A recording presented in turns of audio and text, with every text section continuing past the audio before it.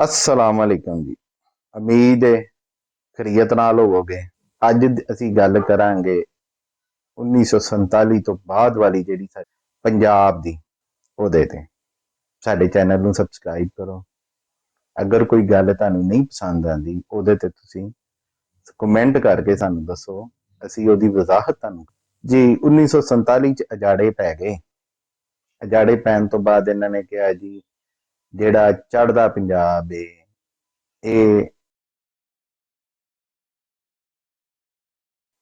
हिंदुस्तान के हवाले ते जिहड़ा लहिंदा पंजाब है ये पाकिस्तान के हवाले। पंजाब वंडिया गया, पंजाबी वंडे गए। हुण चढ़दे पासे वाला जिहड़ा पंजाब सी उत्थे अकाली दल मूवमेंट जिहड़ी है असीं इहदी पहले गल कीती है, वो 1920 च बन गई सी। वो किसी ना किसी तरह जिंदा रही। एक होर जत्था उठिया, उन्हां ने बना ली पंजाबी सूबा मूवमेंट। ਉਹਦਾ ਮਿਸ਼ਨ ਇਹ ਸੀ ਕਿ ਜਿਹੜਾ ਨਾ ਉਹਨਾਂ ਦਿਨਾਂ ਦੇ ਵਿੱਚ ਹਿੰਦੁਸਤਾਨ ਦੀ ਜਿਹੜੀ ਲੋਕ ਸਭਾ ਏ ਉਹਦੇ ਵਿੱਚ ਗੱਲ ਉੱਠੀ ਜੀ ਪੰਜਾਬ ਬੜਾ ਵੱਡਾ ਏ, ਇਹਦੇ ਟੋਟੇ ਕਰ ਦੋ। ਉਹਨਾਂ ਨੇ ਉਹਦੇ ਖਿਲਾਫ ਜਿਹੜਾ ਵੇ ਬੋਲਣਾ ਸ਼ੁਰੂ ਕਰ ਦਿੱਤਾ, ਇhtਜਾਜ ਸ਼ੁਰੂ ਕਰ ਦਿੱਤਾ। ਉਹ ਇਹ ਹੋਇਆ ਕਿ 1950 ਦੇ ਵਿੱਚ ਫਿਰ 1966 ਦੇ ਵਿੱਚ ਕਾਨੂੰਨ ਪਾਸ ਹੋਇਆ। ਉਹਨਾਂ ਨੇ ਪੰਜਾਬ ਨੂੰ ਫਿਰ ਇੱਕ ਵਾਰੀ ਤੋੜ ਦਿੱਤਾ। ਤੋੜ ਕੇ ਹਰਿਆਣਾ ਦਾ ਇਲਾਕਾ ਜਿਹੜਾ ਸੀ ਉਹਨੂੰ ਅਲੱਗਾ ਹੋਰ ਸੂਬਾ ਇਹਨਾਂ ਨੇ ਬਣਾ ਦਿੱਤਾ। ਫਿਰ ਚੰਡੀਗੜ੍ਹ ਜਿਹੜਾ ਸੀ ਉਹਨੂੰ ਵੀ ਪੰਜਾਬ ਤੋਂ ਅਲੱਗਾ ਕਰ ਦਿੱਤਾ। ਦਿੱਲੀ ਕਿਉਂਕਿ ਰਾਜਧਾਨੀ ਸੀ ਉਹਨੂੰ ਉਹ ਪਹਿਲਾਂ ਅਲੱਗਾ ਕਰ ਚੁੱਕੇ ਸੀ ਪੰਜਾਬ ਚੋਂ। ਤੇ ਪਹਾੜੀ ਇਲਾਕਾ ਜਿਹੜਾ ਸੀ ਜਿੱਥੇ ਪਹਾੜੀ ਪੰਜਾਬੀ ਬੋਲੀ ਜਾਂਦੀ ਸੀ ਉਹਨੂੰ ਇਹਨਾਂ ਨੇ ਚੁੱਕ ਕੇ ਜਿਹੜਾ ਹਿਮਾਚਲ ਪ੍ਰਦੇਸ਼ ਨੂੰ ਦੇ ਦਿੱਤਾ। ਤੇ ਥੱਲੇ ਜਿਹੜਾ ਇਲਾਕਾ ਸੀ ਉਹਨੂੰ ਇਹਨਾਂ ਨੇ ਚੁੱਕ ਕੇ ਰਾਜਸਥਾਨ ਵਾਲਿਆਂ ਨੂੰ ਦੇ ਦਿੱਤਾ। ਹੁਣ ਪੰਜਾਬ ਦੇ ਪਹਿਲਾਂ 2 ਟੋਟੇ ਹੋਏ, ਬਾਅਦ ਚ ਜਿਹੜਾ ਇਹਨਾਂ ਨੇ ਛੋਟੇ ਛੋਟੇ ਹੋਰ 5 ਟੋਟੇ ਕੀਤੇ। ਇੱਕ ਜਿਹੜਾ ਫਿਰ ਛੋਟਾ ਜਿਹਾ ਹਿੱਸਾ ਰਹਿ ਗਿਆ ਜਿੱਥੇ ਪੰਜਾਬੀ ਬੋਲਣ ਵਾਲੇ ਸਿੱਖ ਰਹਿੰਦੇ ਸਨ, ਉਹਨਾਂ ਨੂੰ ਇਹਨਾਂ ਨੇ ਪੰਜਾਬ ਦਾ ਨਾਮ ਦਿੱਤਾ। ਜਦੋਂ ਪੰਜਾਬ ਨਾਲ ਇੰਨੀਆਂ ਜ਼ਿਆਦਤੀਆਂ ਹੋਈਆਂ ਪੰਜਾਬ 'ਚ ਰਹਿਣ ਵਾਲਿਆਂ ਨੇ ਇੱਕ ਜਿਹੜੀ ਹੈ ਨਾ ਮੂਵਮੈਂਟ ਚਲਾਈ, ਉਹਨੂੰ ਕਿਹਾ ਜਾਂਦਾ ਖਾਲਿਸਤਾਨ ਮੂਵਮੈਂਟ। ਉਹਨੂੰ ਖਾਲਿਸਤਾਨ ਮੂਵਮੈਂਟ ਜਿਹੜੀ ਹੈ ਉਹਨਾਂ ਨੇ ਰਿਆਸਤ ਦੇ ਖਿਲਾਫ, ਹਿੰਦੁਸਤਾਨ ਦੇ ਖਿਲਾਫ ਹਥਿਆਰ ਚੁੱਕ ਲਏ। ਹਥਿਆਰ ਚੁੱਕਣ ਦਾ ਨਤੀਜਾ ਇਹ ਨਿਕਲਿਆ ਕਿ 1970 ਦੇ ਵਿੱਚ ਜਿਹੜਾ ਹੈ ਨਾ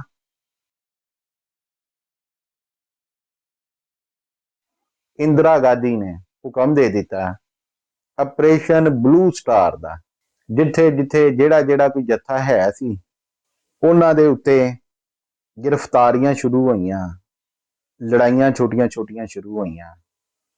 ਬਚਦੇ ਬਚਾਉਂਦੇ ਲੋਕ ਜਿਹੜੇ ਨੇ ਚੜ੍ਹਦੇ ਪੰਜਾਬ ਦੇ ਉਹ ਗੋਲਡਨ ਟੈਂਪਲ 'ਚ ਜਾ ਕੇ ਲੁਕ ਗਏ। ਉੱਥੇ ਜਾ ਕੇ ਉਹਨਾਂ ਨੇ ਪਨਾਹ ਲਈ ਤੇ ਉਸ ਪਨਾਹ ਤੋਂ ਬਾਅਦ ਜਿਹੜਾ ਵੇ ਹਿੰਦੁਸਤਾਨ ਦੀ ਸਰਕਾਰ ਨੇ ਜਿਹੜਾ ਵੇ ਗੋਲਡਨ ਟੈਂਪਲ ਦੇ ਉੱਤੇ ਚੜ੍ਹਾਈ ਕੀਤੀ ਤਾਰੀਖ 'ਚ ਦੂਜੀ ਵਾਰੀ।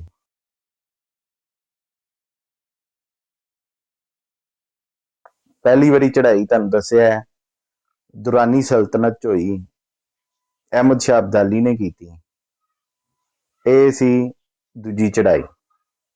ਬੜਾ ਨੁਕਸਾਨ ਹੋਇਆ ਤੇ ਉਸ ਨੁਕਸਾਨ ਤੋਂ ਬਾਅਦ ਜਿਹੜਾ ਵੇ ਬੜਿਆਂ ਲੋਕਾਂ ਨੂੰ ਕਤਲ ਕੀਤਾ ਗਿਆ।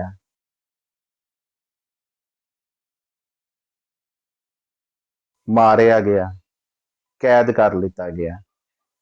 ਜਦੋਂ ਹਾਲਾਤ ਇਸ ਨੇਕ ਤੇ ਪਹੁੰਚੇ, ਬੜੇ ਜਿਹੇ ਜਿਹੜੇ ਪੰਜਾਬੀ ਪਰਿਵਾਰ ਨੇ ਜਿਹੜੇ ਚੜ੍ਹਦੇ ਪੰਜਾਬ ਚੋਂ ਸਨ ਉਹ ਲਹਿੰਦੇ ਪੰਜਾਬ ਚੋਂ ਹੁੰਦੇ ਜਿਹੜਾ ਵੇ ਘੱਟ ਦੇ ਢਹਿੰਦੇ ਜਿਹੜਾ ਵੇ ਯੂਰਪ ਤੱਕ ਪਹੁੰਚ। ਅੱਜ ਵੀ ਖਾਲਿਸਤਾਨ ਮੂਵਮੈਂਟ ਜਿਹੜੀ ਹੈ ਕਿਸੇ ਨਾ ਕਿਸੇ ਤਰ੍ਹਾਂ ਜ਼ਿੰਦਾ ਵੇ ਤੇ ਖਾਲਿਸਤਾਨ ਵਾਸਤੇ ਪੰਜਾਬੀ ਲੋਕ ਜਿਹੜੇ ਨੇ ਉਹ ਆਪਣੀ ਜੱਦੋ ਜਹਿਦ ਕਰਨ ਡਏ ਨੇ। ਹੁਣ ਇਹ ਤੇ ਕਹਾਣੀ ਜਿਹੜੀ ਏ ਚੜ੍ਹਦੇ ਪੰਜਾਬ ਦੀ ਸੀ। ਆਨੇ ਆ ਜ਼ਰਾ ਲਹਿੰਦੇ ਪੰਜਾਬ ਵੱਲ। ਲਹਿੰਦੇ ਪੰਜਾਬ ਦੇ ਵਿੱਚ 47 ਤੋਂ ਬਾਅਦ ਕੀ ਹਾਲਾਤ ਬਣੇ। ਜਿਹੜੇ ਚੜ੍ਹਦੇ ਪੰਜਾਬ ਵੱਲੋਂ ਹਿਜਰਤ ਕਰਕੇ ਆਏ, ਹਰਿਆਣੇ ਚੋਂ ਆਏ, उपरा बाहर चो आए, हैदराबाद चो आए, उत्तर प्रदेश चो आए, उन्होंने आके ठिकाना लाया लहिंदे पंजाब दे विच।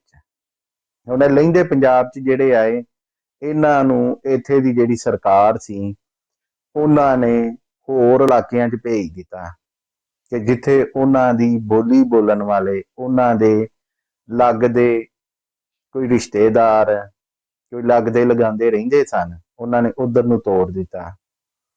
हुण जिहड़ा वे ਉਹ भी लाहौर च बाद होए, गुजरांवाले बाद होए, गुजरात च, पिंडी च, मल्तान विच, इन्हां पुराणियां शहरां च आके ਉਹ बाद होए ते बाकी बोलियां बोलन वाले भी आके आबाद होए ते पंजाब जिहड़ा लहिंदे पासे वाला ਉਹ आबाद होया।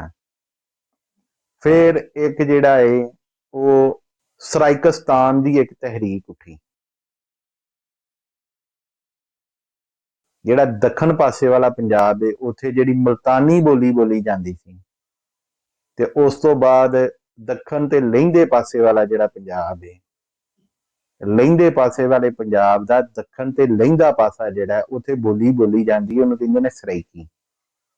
उहनूं सराइकी जिहड़ी है उन्हां ने कहा जी ये जिहड़े मुल्तानी बोली बोलते ने, रियासती बोली बोलते ने, ये साडे नाल रलदी है, तुसीं सानूं जिहड़ा है ना एक सराइकस्तान सूबा बना दो। ਉਹਦੇ ਤੇ ਇਹਨਾਂ ਨੇ ਕੋਈ ਗੱਲਾਂ ਗੁੱਲਾਂ ਕੀਤੀਆਂ, ਕੋਈ ਇhtਜਾਜ ਜੂਜ ਕੀਤੇ। ਇਹ ਹੁਣ 80 ਦੀ ਦਹਾਈ 'ਚ ਸਰਾਇਕਸਤਾਨ ਦੀ ਆਵਾਜ਼ ਉੱਠੀ, ਫਿਰ ਉਹ ਲੋਕ ਸਮਝ ਗਏ ਕਿ ਪੰਜਾਬ ਜਦੋਂ ਤੱਕ ਇਕੱਠਾ ਰਹੇਗਾ ਉਦੋਂ ਤੱਕ ਹੀ ਇਕੱਠ ਹੈ। ਫਿਰ ਜਿਹੜਾ ਵੇ ਇੱਕ ਹੋਰ ਕੰਮ ਉੱਠਿਆ, ਉਹ ਇੰਨਾ ਜ਼ਿਆਦਾ ਨਹੀਂ ਉੱਠ ਸਕਿਆ ਕਿ ਜੀ ਜਿਹੜਾ ਹੈਗਾ ਨਾ ਇਹ ਪਹਾੜ ਦੇ ਪਾਸੇ ਵਾਲਾ ਪੰਜਾਬ, ਉੱਥੇ ਪੰਜਾਬੀ ਜਿਹੜੀ ਬੋਲੀ ਜਾਂਦੀ ਹੈ ਉਹਨੂੰ ਪਟਵਾਰੀ ਬੋਲੀ ਕਹਿੰਦੇ ਆ। ਉਹਨਾਂ ਨੇ ਕਿਹਾ ਜੀ ਅਗਰ ਸਰਾਇਕਸਤਾਨ ਬਣੇਗਾ ਤੇ ਫਿਰ ਪੋਠੋਹਾਰਸਤਾਨ ਵੀ ਬਣੇਗਾ, ਅਸੀਂ ਸਾਡੀ ਬੋਲੀ ਹੋਰ ਹੈ। ਸਰਕਾਰਾਂ ਨੂੰ ਪੈ ਵਕਤ ਗਿਆ, ਉਹਨਾਂ ਨੇ ਜਦੋਂ ਹਿਸਾਬ ਕਿਤਾਬ ਲਵਾਇਆ ਪਤਾ ਲੱਗਾ ਕਿ ਹਰ 25 ਤੋਂ 30 ਮੀਲ ਬਾਅਦ ਜਿਹੜਾ ਵੇ ਪੰਜਾਬੀ ਬੋਲਣ ਦਾ ਤਰੀਕਾ ਹੀ ਹੋਰ ਹੈ। ਜ਼ਬਾਨ ਜਿਹੜੀ ਪੰਜਾਬੀ ਹੈ ਉਹਦਾ ਤਰੀਕਾ ਹੋਰ ਹੈ। ਉਹਨਾਂ ਨੇ ਕਿਹਾ ਕਿੰਨੇ ਕੁ ਟੋਟੇ ਕਰਾਂਗੇ ਅਸੀਂ ਪੰਜਾਬ ਦੇ, ਖਬਰਦਾਰ ਕਿਸੇ ਨੇ ਇਹ ਗੱਲ ਕੀਤੀ। ਫਿਰ 2000 ਤੋਂ ਬਾਅਦ ਜਿਹੜਾ ਵੇ 2010 ਦੇ ਤੱਕ ਜਿਹੜਾ ਬਲਕਿ 2018 ਤੱਕ ਜਿਹੜਾ ਵੇ ਇੱਕ ਹੋਰ ਨਾਰਾ ਲੱਗਾ, ਇਹ ਜੀ ਜਨੂਬੀ ਪੰਜਾਬ ਬਣਾ ਦੋ। ਅਲੱਗ-ਅਲੱਗ ਸਿਆਸੀ ਪਾਰਟੀਆਂ ਨੇ ਇਹਦੇ ਦੇ ਉੱਤੇ ਜਿਹੜਾ ਲੋਕਾਂ ਕੋਲੋਂ ਵੋਟ ਲੈਣ ਵਾਸਤੇ, ਹਮਦਰਦੀਆਂ ਲੈਣ ਵਾਸਤੇ ਕੰਮ ਪਾਇਆ। ਫਿਰ 18 ਦੇ ਵਿੱਚ ਜਿਹੜਾ ਵੇ ਇੱਕ ਮੂਵਮੈਂਟ ਬਣੀ ਜੀ ਜਨੂਬੀ ਪੰਜਾਬ ਤਹਿਰੀਕ ਦਾ ਉਹਨੂੰ ਨਾਂ ਦੇ ਦਿੱਤਾ, ਇਹ ਜੀ ਜਨੂਬੀ ਪੰਜਾਬ ਅਸੀਂ ਲਾਂਗੇ।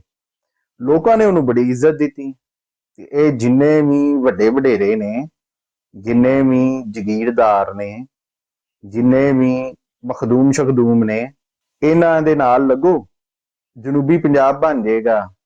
ਕਿਉਂਕਿ ਪੰਜਾਬ ਦੀ ਰਾਜਧਾਨੀ ਜਿਹੜੀ ਲਾਹੌਰ ਹੈ ਉਹ ਤੇ ਬੜੀ ਦੂਰ ਹੈ। ਚਲੋ ਮਲਤਾਨ 'ਚ ਚੁੱਕ ਕੇ ਲੈ ਆਣਗੇ ਸਾਰੇ ਬੰਦੇ, ਆਸਾਨੀ ਨਾਲ ਜਿਹੜਾ ਉੱਥੇ ਪਹੁੰਚ ਸਕਣਗੇ।